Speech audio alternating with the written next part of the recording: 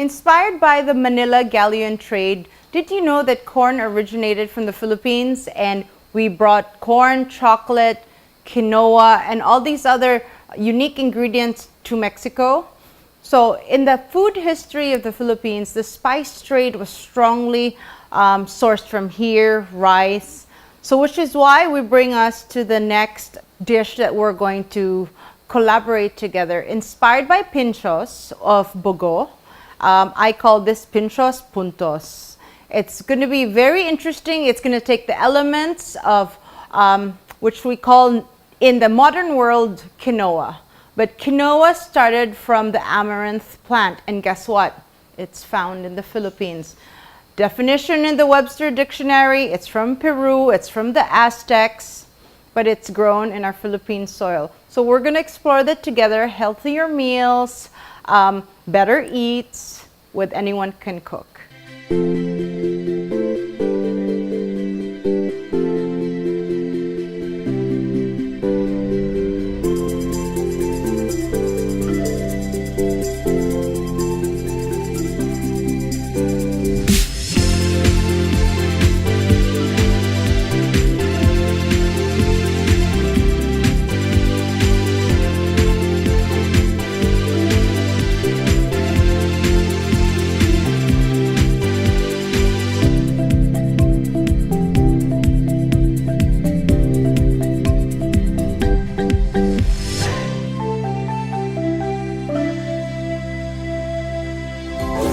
We're gonna have so much fun today.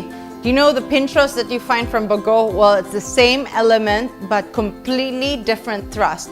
So I found some corn husks that my daughter shucked yesterday, and it's dried up, and here we are as the base, and we're gonna use this as the wrap for what we're doing with, everyone knows it in the Western world as quinoa. And guess what? This quinoa is the byproduct of the amaranth plant. And guess what, guys? This is how amaranth looks like. And amaranth grows in the mountains of Busai, and I actually found this from my local farmer. And these are the amaranth leaves. The byproduct of that are these pods and seeds. And these seeds is what everyone knows and everyone eats and everyone labels as a vegan, wholesome, whole grain type of food, the quinoa. So these are key main ingredients and key players in today's recipe. Pintos Punto. Don't you like that? And of course we have the local cinnamon. The cinnamon quill is something we can find in the local market. And of course our argal tablea, or just the local chocolate from the cacao bean. So these things are going to incorporate in our dish today, which is the Pintos Punto. It's something that I formulated in my mind and I haven't really done, and we're doing it together in Test Kitchen. So come join me and get behind the fire till we get going and grinding to get all of these ingredients together. The inspiration of this dish is from the corn husks, and we all know the pinchos, the fabulous pinchos from Bogo. So that is how the bearings of the dish came about. So the dish is called Pintos Punto, meaning point exclamation point, because you have a yield of flavors from the chocolate, yield of flavors from the chorizo, yield of flavors from the quinoa. The star of the show today is not the rice, but the quinoa. I explained earlier that quinoa is from the amaranth, and here we are, and usually it's almost like seeds. You can find this in your local market, but you know you won't find it in the grain section. You'll find it in the bird seed section. I kid you not. So the locals don't know what to make of it. They feed it to the birds. Well, why not? So what I have here in the pot is the prawn head that has been sauteed in garlic and onion, and I'm getting the prawn stock. That is going to be the base to cook my quinoa. And you know, everything is about flavor, and this is what people don't understand. How you create the dish and the process and the method before you put a pasta. everything needs to have flavor. So this is prawn stock. So what it is, it's just the broth that I'm going to use as a base for the prawn. So you would like to find yourself with 150 grams of quinoa. So basically think 1:3/4. So if rice is 1:1, meaning 1 cup of rice, 1 cup of water, 1 cup of quinoa is 3/4 cup of water. So I have 150 grams here, which is going to be equivalent to a cup and a half of your broth. So I'm going to establish it here right now, but in the meantime, I want the flavoring liquid in here. So I'm just gonna get my garlic and onion.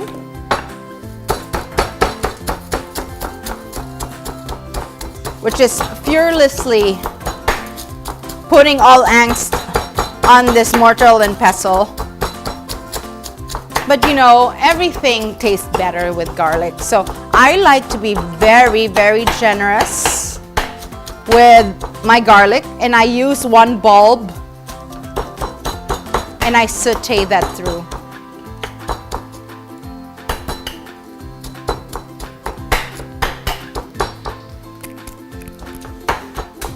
So you want to get your garlic to a grind like this, and I would even go further by making it almost like a paste, because the more pasty, the more the flavor develops as you churn it out. I love these mortar and pestle bowls because they just make life easier and not make a mess, to be honest. And you just kind of like push it away and extract all that liquid. Once we got where we want it to go,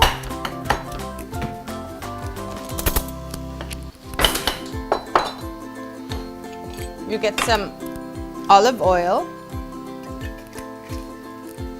and I'm gonna add some annatto oil. Annatto oil comes from the annatto seeds, and I'm gonna show it to you here. Those seeds that you find from the market, these are the annatto seeds. They give the color, not necessarily the flavor, but the color you want to achieve. So we add on our garlic.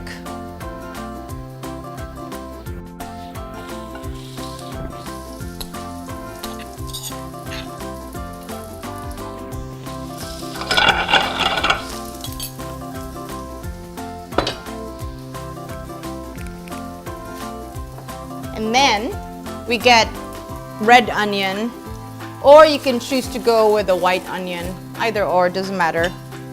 You just want to saute it until it sweats a little bit, because you know the base flavors are important to have in any main dish.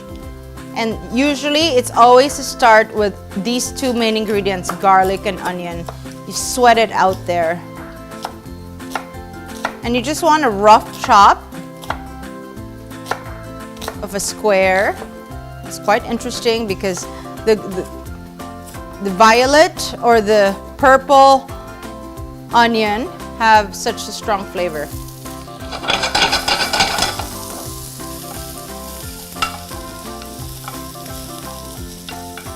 And you can saute that until it caramelizes. So you want the perfume, that aroma. I can smell the annatto with this first nose, and for me, I love it. Not everyone loves it, but I love the kitchen. So while we're going with that, we're gonna take the 150 grams of quinoa and we're gonna saute that together to absorb the flavor.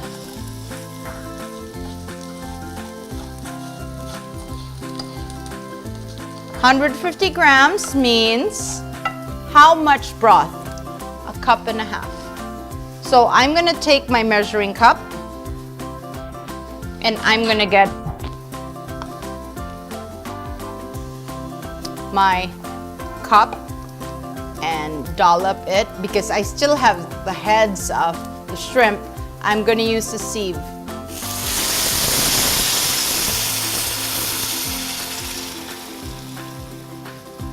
And because you see all of this is already equal to flavor, I'm gonna let that simmer. So again, we have the annatto seeds, we have the olive oil, we have the garlic, we have the onion, and that's gonna simmer for about 12 minutes until it absorbs. So all of this quinoa is going to absorb and actually dehydrate and get into the grain and cook the grain. So while we're at that, we're going to prepare what it is in theory. Imagine the pinchos. The pinchos is exactly in the maize leaf, and what I've done is that I've oiled it down because I want to use this as my cover. I really do, and I don't know how will it turn out, but I would like to use this for my base of presentation. So I'm gonna attempt to do 3 or 4 pinchos, and the rest I'm gonna wrap it with aluminum foil. So I'm preparing that on my tray, and you see as it gets dry, it folds up and curls up. So I'm trying to just hydrate it so that it gives me more space to put more things as the base. So I'm gonna massage it through until I get it to be like a versatile dimension that I want, or like a wrapper of some sorts. As I smell that quinoa going through this house, wow, I'm hungry again. So I am imagining that I have 4 sections to what I'm doing. In these 4 sections, like what we do is binalot. It has a base ingredient of a starch. In this case, I did not want to go with carbohydrates, so I chose quinoa. And then you put a chorizo or some sort of meat or seafood dish. And you know, in this case, I'm gonna put all 3, which is gonna be so unique. So I have the shrimps here, shrimps, prawn, and I like them, and I'm gonna keep them whole. So that should marinate in salt. So I'm gonna put the salt, and that's gonna marinate for 2 minutes, 3 minutes. I'm gonna take the chorizo. You know, in vegan, they have this amazing chorizos, but with local market, you can find the chorizo. This one I found with a family friend who makes chorizos, so that's gonna be special. So I'm just gonna cut it on a lengthways. I wanna have a lot to go with it.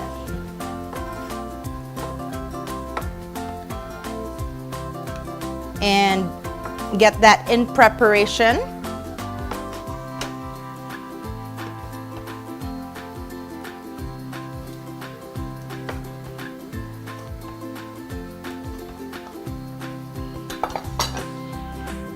And I'm gonna get some quarters of a chicken because I would like some meat in there. So that is what is going to go on in this.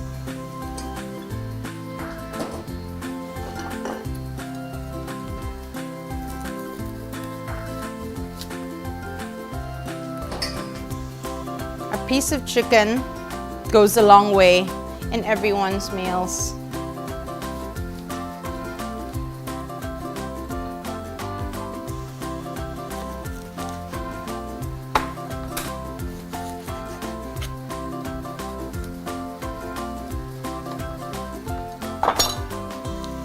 Hola.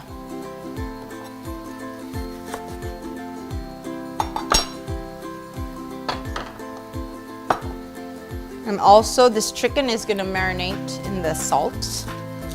Some just seasoning, salt, pepper, easy. If you take a look at quinoa. That is going down fast, and I can smell that aroma. It smells like the earth, actually. It smells a strong, herbaceous scent, and that's gonna be amazing with mushrooms even. I can go on what you can mix in there, but today I'm just gonna give you the base quinoa, and we're gonna do like a patty, and that's gonna be achieved together with the egg as the binding ingredient before we steam it. I could actually go and fry or bake, but today I would like to show you the steaming method. So where we're gonna go with this, bear with me, it's all about presentation.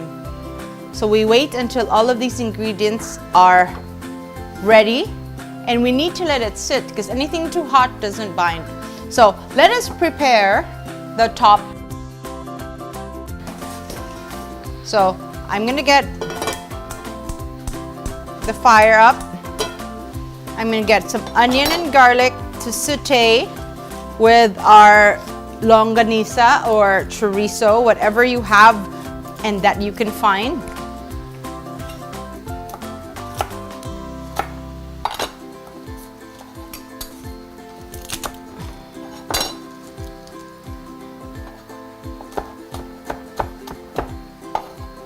And we get some oil in there.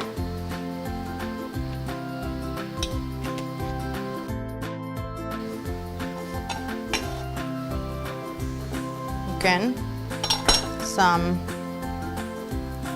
onion.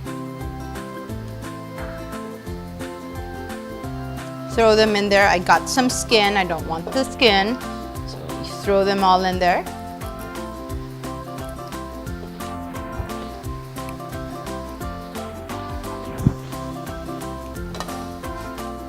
Wait till it has that sizzle that we're looking for.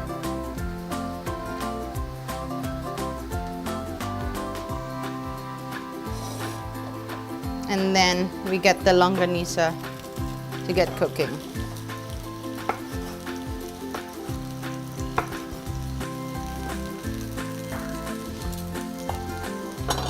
I'm gonna throw in some peppercorns and a little bit of that annatto that we got in our lives, because you know the annatto actually has strong color more than flavor, but it'd be nice to get all of that incorporated so that you can make a very balanced dish.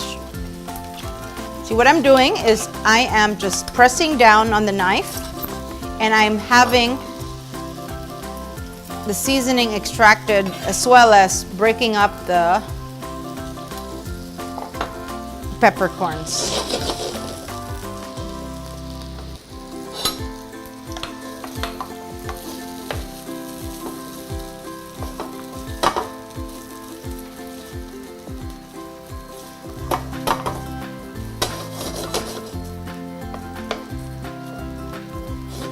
As we get that going, let's check on our quinoa, how that is doing.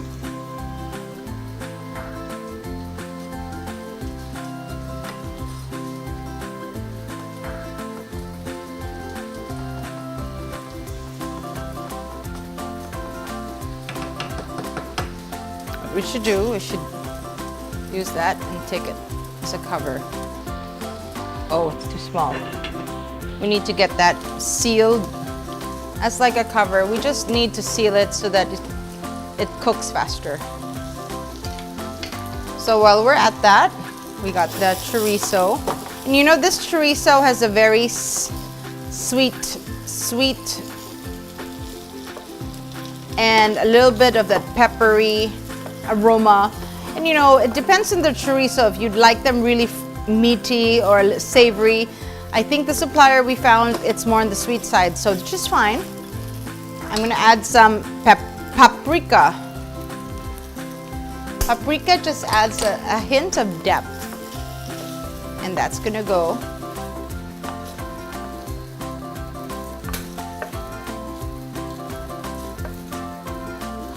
Okay, while we're at that, wait for that to cook.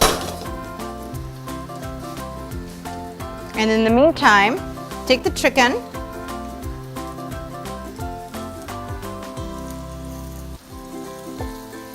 and add that to the cooking dish.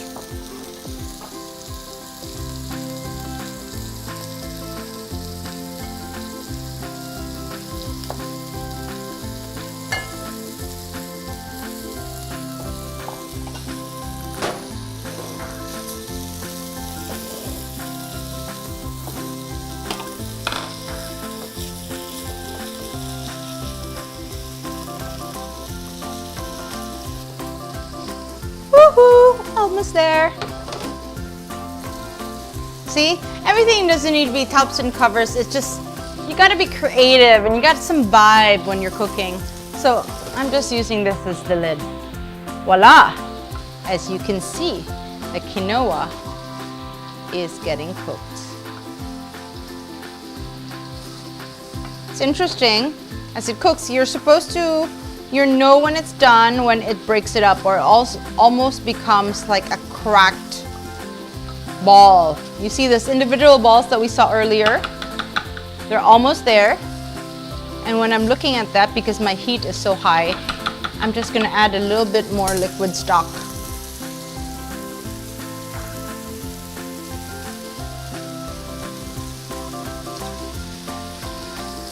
And I'm gonna take down the heat so that make sure nothing tastes pre-cooked.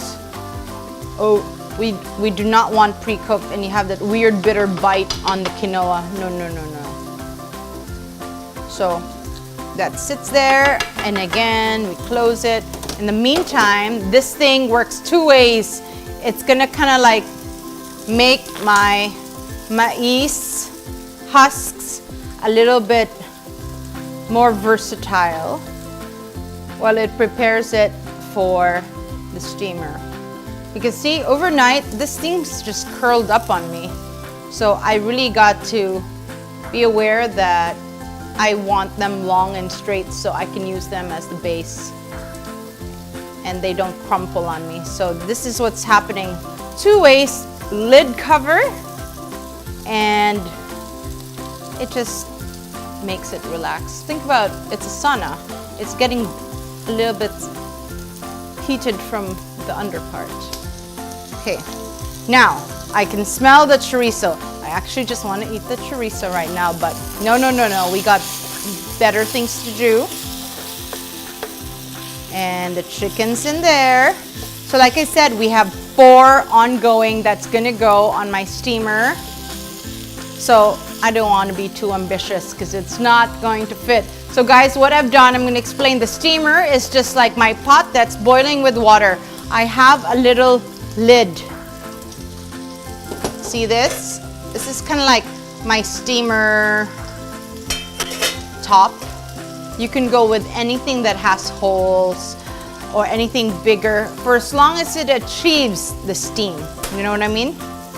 So because we're already cooking the quinoa right here,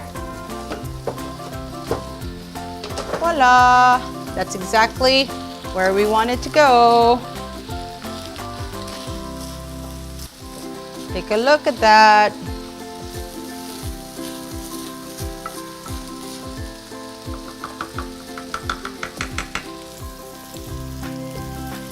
And we're gonna put it as it cooks. It's already there. You see it's grainy. It's almost translucent. That's where you want it to go. It needs maybe like 2 more minutes. When you're on this path, you want to take it out of the heat because you don't want it burnt. You want to take it out of the heat. You know how you just make a meat patty? It's the same principle. You got to have something that will bind it together. You can choose a root crop, which is like sweet potato, or in my case, I just chose like a piece of wheat bread. It's one piece, won't hurt your diet, will be lovelier to the bite, so you'll be fine. Voila, I love it, I smell it. It It's heaven. So I'm just gonna give that a good mix. I'm gonna add a stronger seasoning spice, which is 2 tablespoons of soy sauce. And some people are like, why? Because the soy sauce adds that depth of flavor. And you know, the way I do my soy sauce, I caramelize it until it kind of is pasty. So, you know, we love our kitchen. Not everyone will have this in your homes, but those of you who have time can create this caramelization by just reducing soy sauce. That's it, the little bit of sugar or molasses. So you see that's going in there, and that's adding another level of depth, another level of flavor on top of our stock, which is our prawn stock, on top of the garlic and onion. So you see, all of this is technique. All of this is not just boil the quinoa in the water, full stop. That's quite bland. So these are some of the other ways to incorporate flavor into something that doesn't have flavor, and you don't want to use salt, or you don't want to use, so that was a perfect little clue. And you know, you can reuse all the time, and you see it's even changed. It's even changed, and let me get that out of the way. So I like to use everything. Let's get the teaspoon. Even the color has changed to a more darker color. So while we're at this, I'm gonna get 2 eggs. Eggs are my binding ingredients to this. 1,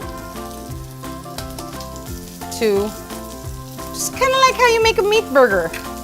Stock, or you get all of that egg to incorporate and to bind it. You got your breadcrumbs, a little bit of that soy caramelization. Voila. You see how simple that is to get there. And at this point, you can go wherever you want to go with it. You can just get some sort of liquid in your hands and you can mold it like a patty. In my case, this is where it will stop, and I will talk to you about 5 different renditions of what you can do. So you can go and grab them with your hands and create quinoa balls, and you can keep them in the fridge and it stays there until it hardens. You can put them in the freezer until you want to take it out. Easy. You can keep them as patties, flat, round discs and surface, and keep them in the fridge. Can hold up to 1 week. Simple. So where we're gonna go with this, easy. Are you ready? So the last of my tray is my shrimp. So you see my chorizo is cooking with the annatto seeds, and now I add the shrimp. And the chicken's in there somewhere, somehow. Okay, while we're at that, I'm gonna lovingly take, because again, my steamer is quite small.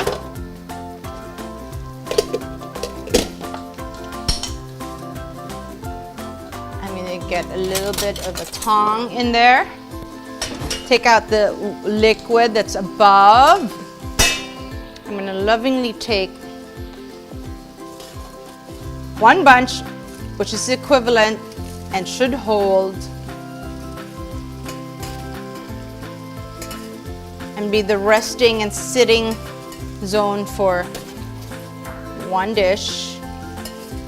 2. Hello, I can only fit 3. So let's do that. Get 3.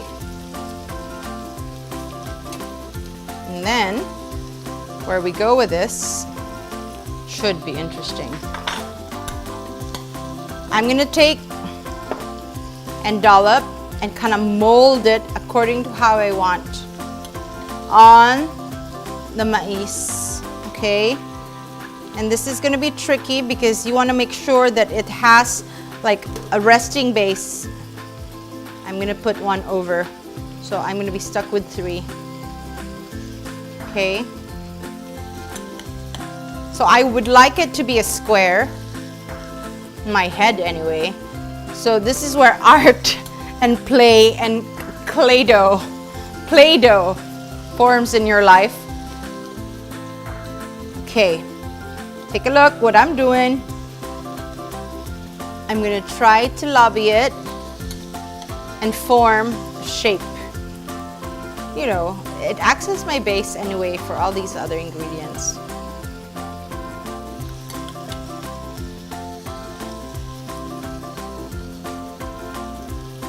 So, you know, in Mexico, they'll call this the tamales because it got cooked with mais. But you know where we are in this kitchen, test kitchen, where anything and everything happens and it's getting showed to you straight without any whimsical adventure. With whimsical adventure, it's looking like this. Okay. I think I got it to where I want. It looks like a rectangle. So if you look at it, and hopefully the cameras get it, it's a mound on top of the corn husks, okay? And I'm gonna get this in there. I could tell my mais is now flexible and softer, that it's more fitting to my need of function and form. See, I'm takao, so I'm just gonna add a little bit more in there so that I can get a better bite. Why not, you know? Why not? Okay, while I'm at that, I'm looking at my chicken. One chicken on top. With color, with color. Looking at my shrimp. One shrimp on top. One chorizo on top. Chicken, shrimp, chorizo,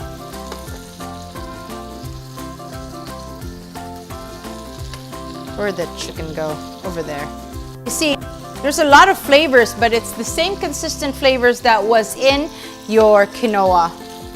So I'm doing 3 for you. Putting it in there. Okay. Look at that, looking healthy. We close the lid,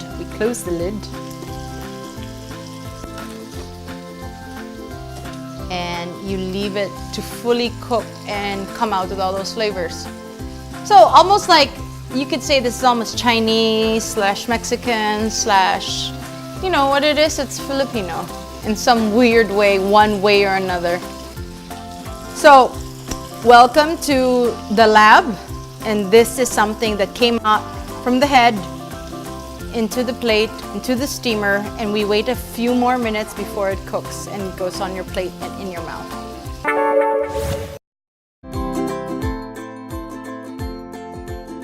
While our Pintos Punto is cooking, I'm gonna give a little bit of a drizzle sauce to this ingredient by creating a sauce made out of chocolate and the prawn.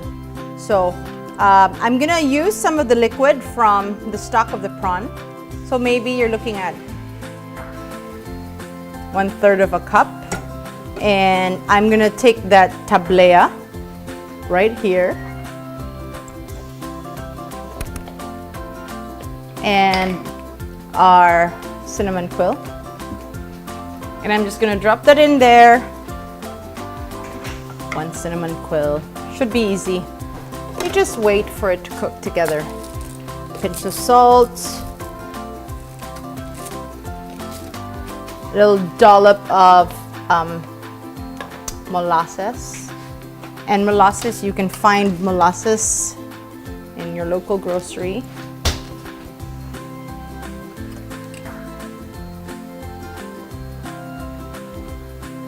maybe 1 teaspoon should be okay. I want a little hint of chili, so I'm going to take these dried chilies that I have, you know, just a little bit of a pre-cut, small cut with your kitchen scissors in there. And you don't want it too hot. 3 nibs is probably what anyone can handle. As you see, as it cooks, it breaks up, your chocolate goes out. There's a little bit of like chemistry in there, a little bit of rumba. So let me tell you right now, chocolate is so potent that one shot of this, you are in a happy pill. It's such an aphrodisiac, and with chocolate and chili, oh, it's just heaven. So this is my final touch, and it should go as my Pintos Punto finishes cooking and goes into the plate. While that's going, my chocolate sauce is cooking, and all is well in the world. 2 more minutes. Okay, let's taste that. Anything you cook, guys, you need to be in control of its final flavor. Woo! I got too much zing in there. Okay, I should stop. I think I cut too much chili because that's where I want it to go. So let's do it again. Salty, sweet, chocolate, almost like a mole, like a Mexican mole. That should be enough to puncture and give that final ooh. In the meantime, let's get some of these amaranth leaves into our salad. So these amaranth leaves have a place in the sun. So let's get like a salad leaf, but it's more firm to the bite. You can definitely have this as a salad because it's not very strong or bitter, and the color is quite beautiful. So what I would do, I would take the small young leaves, and we use that in the salad. A little bit of zest and a little bit of citrus, and you're all good to go. The leaves are ready to perform. It's olive oil.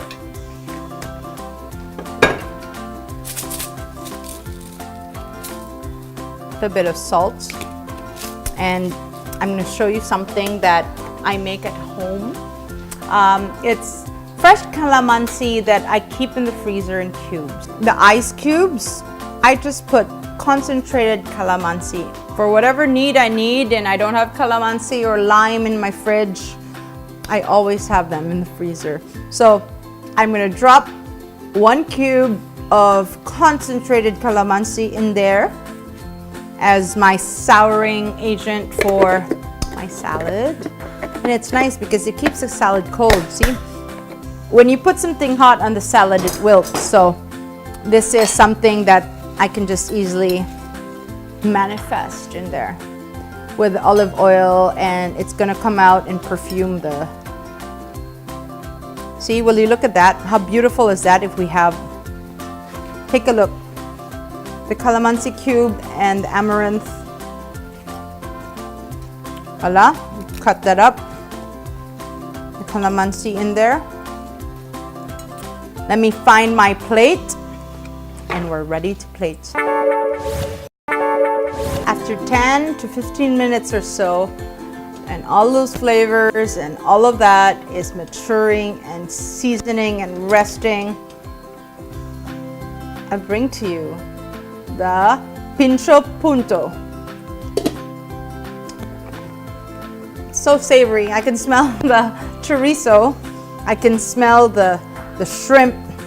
I can smell all of that ingredients. So what I'm going to do, because we are in tribute of this heritage dish from the Manila galleon trade, I'm gonna scoop a little bit of this, and I gotta be careful, onto the serving plate. So forget about the husks. Do it.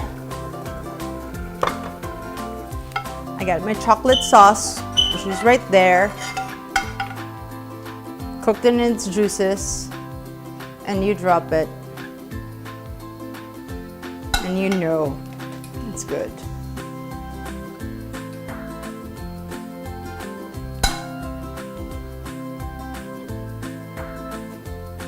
And you give it a little side kick.